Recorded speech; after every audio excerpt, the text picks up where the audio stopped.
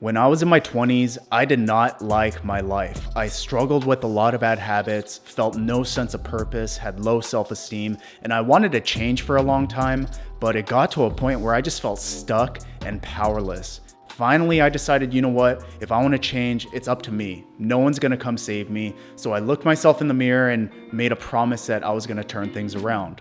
I know a lot of guys are struggling with changing their habits, specifically when it comes to getting in shape and being healthier in mind, body, and spirit. So I want to share some self-improvement habits that have helped me go from depressed, unmotivated, and out of shape to being a much healthier and happier version of myself. Before I get into it, my name's David, and on this channel, I talk about using fitness to improve holistic health. If you're trying to get in better shape or improve your habits to become healthier in mind, body, and spirit, keep coming back for more content like this. First tip that I have is to seek God first. And I know, we're getting right into the thick of it, but before you click off on the video, I'm not saying that you have to follow a specific religion. When I was struggling the most, it was back when I had no spiritual connection and all I lived for was instant gratification, doing what's comfortable and easy. And I think something to ask ourselves when we're struggling is it the bad habits themselves, or is it something else that's the root of the issue? And I think for myself at least, a lot of it was lack of purpose and meaning to life. When times get tough, it helps to have some idea of perfect love, of a perfect creator, something that is watching over you. And regardless of if you know exactly what you're praying to, I believe in the God of the Bible and that Jesus is the Son of God. But even if you don't believe that, it's a start to at least be willing to open yourself up to spiritual principles. Tip number 2, stop watching adult content. What this activity does, it releases huge amounts of dopamine. What that does is it drops your baseline levels over time. What this means is that everyday simple pleasures become not that enjoyable. The things that actually will benefit your life, you're not going to feel much motivation and reward from doing those things. See, the thing is, when we get in shape and pursue a fitness goal, when we eat healthy, when we go to bed on time, wake up feeling refreshed, and crush that workout, we actually get dopamine spikes. But it doesn't compare to the huge amounts of dopamine that get released from doing something like watching adult content. You deplete your energy all the time. You're not going to have that energy to work out hard in the gym and make the gains that you want. Think about how much energy is in one release.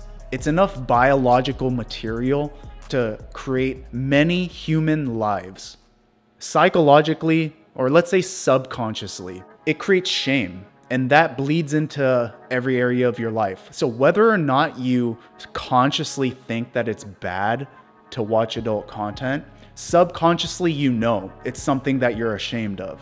What you do in the dark affects how you act in the light. So it affects your relationships and how you interact with people.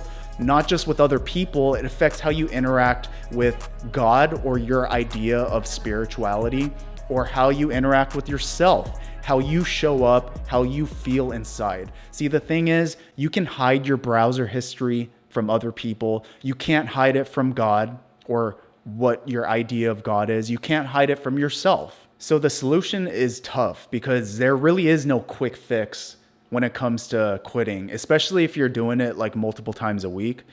So I think the best long-term solution is to go cold turkey. Now, understand that when you go into something like this, you will fail over and over.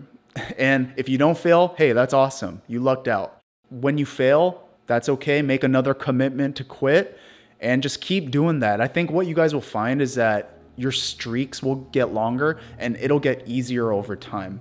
Tip number 3, change your diet. Testosterone levels in men are as low as they've ever been in human history. Right now, I think the rate of decline is about 1% decline in testosterone per year.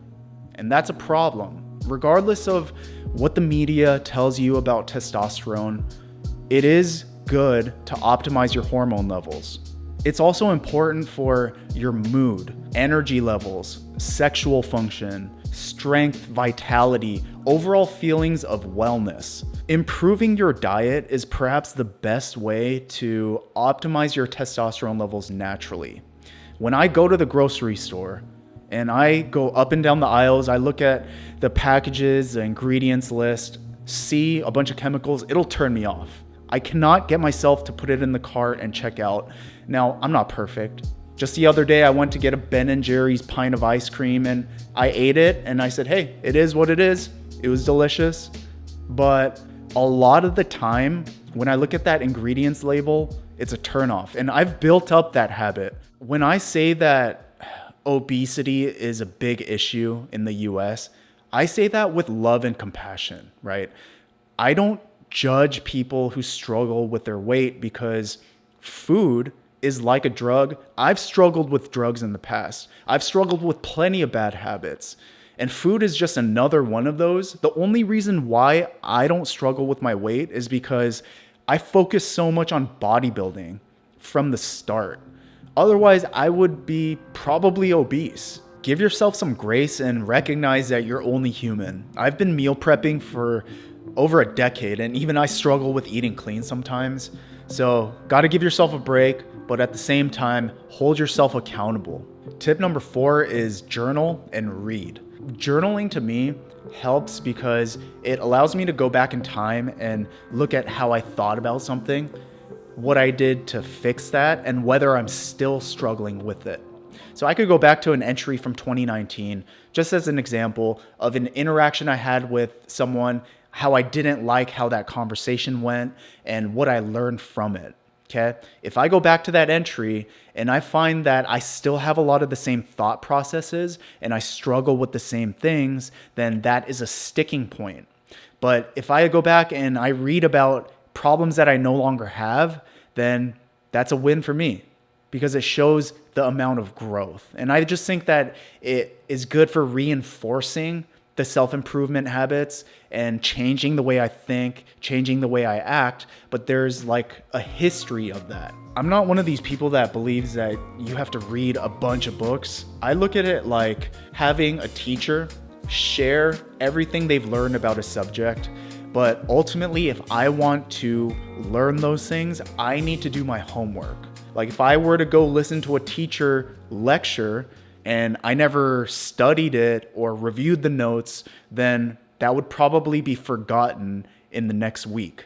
Whereas if I take notes, if I reflect on those notes and repeat it in my head and try to actually connect it with how I live life, then it's much more likely that whatever that teacher lectured is going to stick. And that's where I think the journaling and the reading duo comes into play. So there you have it, 5 self-improvement tips. Hope that helps. I'll see you guys on the next one.